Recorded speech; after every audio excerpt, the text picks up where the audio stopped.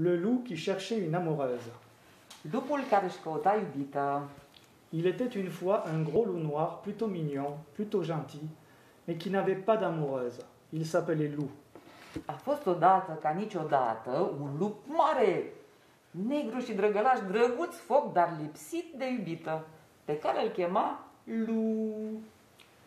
Comme tous les ans au printemps, la forêt se remplissait d'amoureux, et un bisou par-ci, un câlin par-là, et des guilis-guilis à tous les coins de bois, c'était très énervant, surtout pour un loup tout seul. Ca în fiecare primăvară, pădurea gemea de îndrăgostit, sărutări și alintători de pretutindeni și chicoteli din toate frunzișurile, teribil de enervant pentru un lup singur. Un matin, Loup regarda dans son miroir et pensa « Aujourd'hui, je vais trouver la louve de ma vie. » Mais comment faire? Il ne connaissait rien à l'affaire. Într-o dimineață, lup se privi în oglindă și își puse o dorință. Azi îmi găsesc lupoaica vieții mele. Cum se face? Habar n-avea de așa afacere. De bon matin, il alla voir Maître Hibou. Il faut tomber amoureux, voilà tout, dit celui-ci. Merse dis de dimineață la bufniță. Te lași lovi de dragoste și gata, îi răspunse înțeleapta. Toute la matinée, Loup s'exerça à tomber.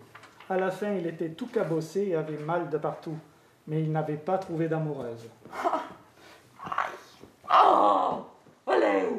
Cât fu ziua și dimineața de lungă mai ales, se rupse lupul în figuri, încât prânzul îl găsi plin de vânătăi și de cucuie, fără să-și fi găsit iubită. Il faut se faire élégant, séduisant, suggéra son ami Alfred. Loup prit un long bain et s'habilla avec soin. Il choisit une chemise à fleurs et s'accrocha une marguerite sur le cœur. Fii elegant, seducător, strălucitor, îi sugera un prieten pe nume Alfred. Iar Lu s-a îmbăiat și dichisin îmbrăcând o cămașă înflorată, agățându-și o margaretă la butonieră.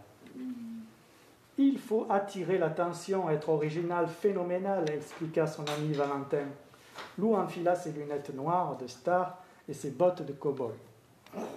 Trebuie să atragi atenția, să fii original, să fii fenomenal, îl îndemna alt prieten Valentin, iar Lup se costumă un doi cu ochelari negri de star și cizme cu tinte de cowboy.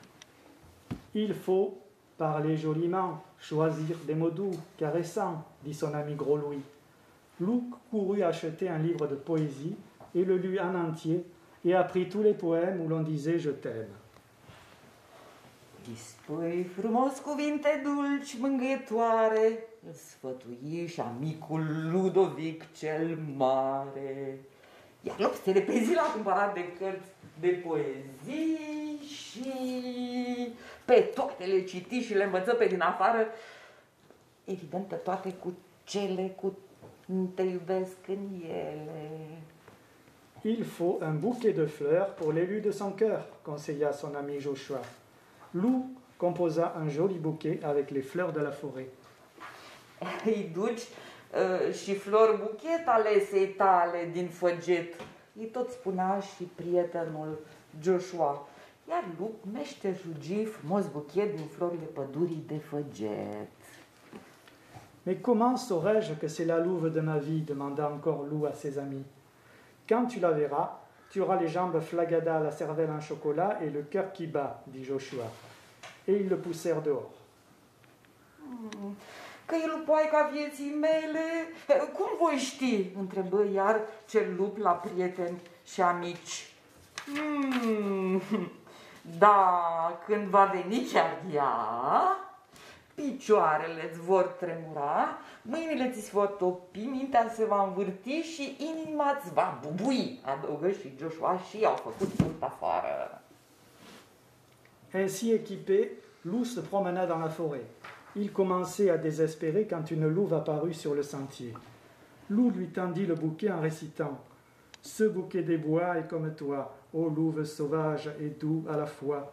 Arrête ton blabla, espèce de gros bêta, répondit la louve sans s'arrêter. Astfel costumat, prin pădure lup se plimba și tocmai dispera când o lupoaică îi ieși în cale pe cărare. Lup îi oferi buchetul recitând: primește tu, lupoaico, aceste flori de codru sălbatice și dulci ca tine. Mă lași cu așa un tralala și aere de mega beta? Îi trânti lupoaica trecând fără să-l bage de seamă. Loup resta planté au milieu du chemin. Il n'y comprenait plus rien. C'est vraiment compliqué de trouver une amoureuse, soupira-t-il. Il s'assit pour enlever ses bottes quand soudain... Lup în mijlocul cărării rămase uluit, nepricepând ce a greșit, ce complicat e să-ți găsești iubită. Oftând, trăgând a scoate cizmele, când brusc... Vlan! Une louve très pressée lui rentra dedans. Il bascula sur le sentier. Je suis vraiment désolé, dit la louve, mais quelle idée d'être assis au milieu du chemin. Drâng, o lupoaică în grabă îl izbi și pe jos îl prăvăli. O, ce rău îmi pare, zise ea, dar de ce stai în mijlocul meu de cale? Loup se redressa, regarda la louve et il sentit comme un petit clic à l'intérieur de son cœur, un peu comme le bruit d'une porte qui s'ouvre. Lup se adună de pe jos, lupoaica o privi și un ghiont în inimă simți ca și când s-ar fi împins ușa care se deschide acum larg. Vous avez l'air secoué, s'inquiéta la louve. Voulez-vous venir chez moi prendre un thé? Avec plaisir, bredouilla le loup. Et il la suivit, le cœur battant, les jambes flagadas et la cervelle en chocolat.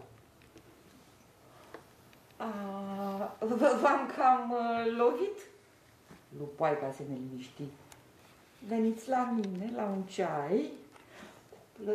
Cu plăcere, Lup se bâlbâi.